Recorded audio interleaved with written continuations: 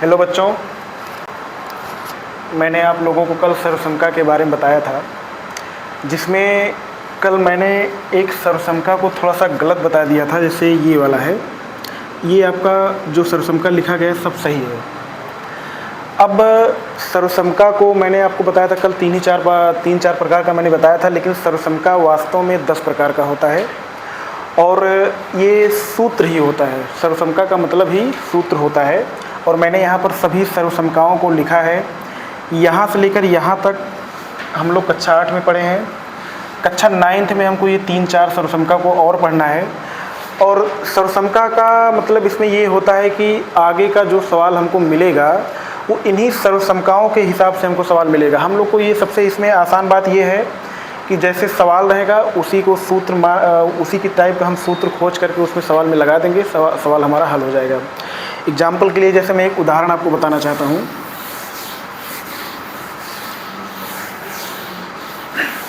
जैसे एक एग्जाम्पल लेते हैं।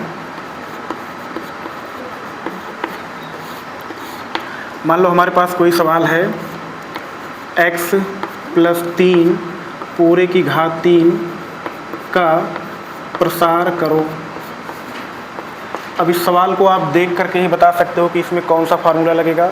आपको करना क्या है, इसमें हमारा सूत्र क्या लगेगा, a + b पूरे की घात 3 बराबर होता है सूत्र a³ + b³ + 3ab ब्रैकेट में a + b होता है।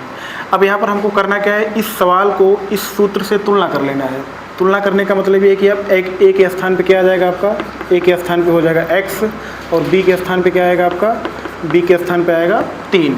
अब यहाँ पर इस सूत्र में रख देना आपको।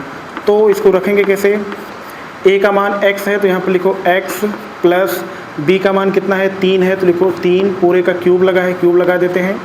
फिर आगे a³ है, a का मान x है तो यहाँ लिख देंगे x³ + b³ b का मान 3 है तो यहाँ पर लिख देंगे 3 का होल क्यूब + 3ab 3 गुणे a का मान x है और गुणे b का मान 3। फिर ब्रैकेट में आता है a + b आता है, a का मान x और प्लस b का मान है 3। बस इसी को हम लोग हल कर लेंगे। बराबर के उधर वाला हल करेंगे, इसके इधर वाला नहीं हल करते हैं। x का क्यूब x³ होगा प्लस 3 का क्यूब 3 त्रिक का 9, 9 त्रिक 27। 3 को आप ऐसे भी लिख सकते हो, 3 के क्यूब को लिख सकते हो 3 गुणे 3 गुणे 3। घात 3 जब रहता है तो उसी संख्या को 3 बार गुणा कर दिया जाता है। तो 3 त्रिक का 9 त्रिक कितना हो जाएगा 27 प्लस 3 त्रिक का 9, 9 का x में गुणा कराएंगे 9x। फिर ब्रैकेट में आपका आएगा x + 3। अगर आप सवाल इतना भी लगा देते हो तब भी आपका सही है। अगर आंसर मैच नहीं करता है तो इस 9x का इस ब्रैकेट के अंदर गुणा कर दीजिए। तो इसके अंदर जब गुणा कराएंगे तो आएगा x³ + 27 प्लस 9x का x में गुणा कराएंगे तो हो जाएगा 9x² प्लस 9x का 3 में गुणा कराएंगे तो 9 त्रिक 27 इंटू में क्या हो जाएगा x। ये हो जाएगा आपका आंसर। इसमें एक चीज़ हमको बहुत आसानी से एक चीज़ हमारे लिए बहुत आसान रहेगा कि इसमें जितने सवाल हैं उसी सवाल के टाइप से ही आपको जो है प्रश्न दिया, जितने सर्वसंख्या हैं उसी के हिसाब से हमको प्रश्न दिया जाता है। और सवाल को देख करके भी हम लोग जान सकते हैं कि कौन सा सूत्र हमारा किस पे लगेगा।